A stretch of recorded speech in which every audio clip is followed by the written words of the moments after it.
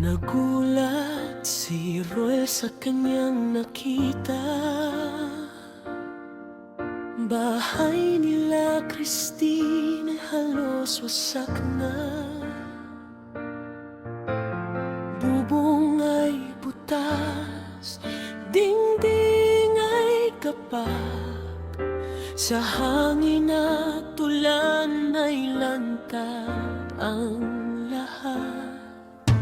Tahimik ang paligid, liblib ang lugar. Putik ang daan, masukal ang damuhan. Ngunit di umatras ang kaniyang hakbang. Sa puso'y may apoy na nag-aalala.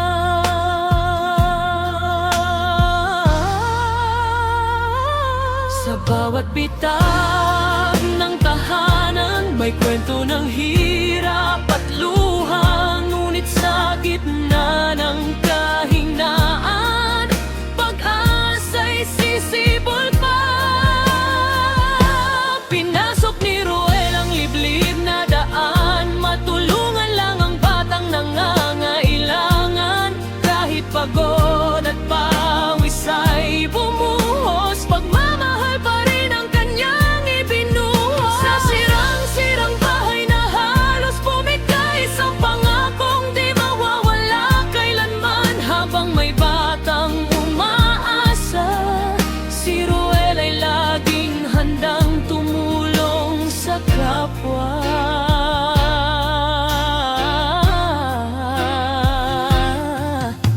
Sa sulok, may batang payat at tahimik.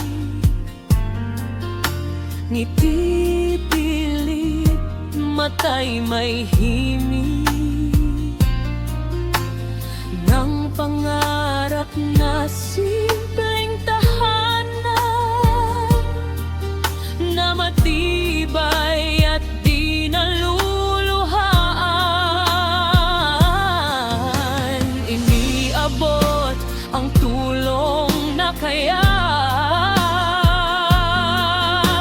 bigas, siyero at konting saya.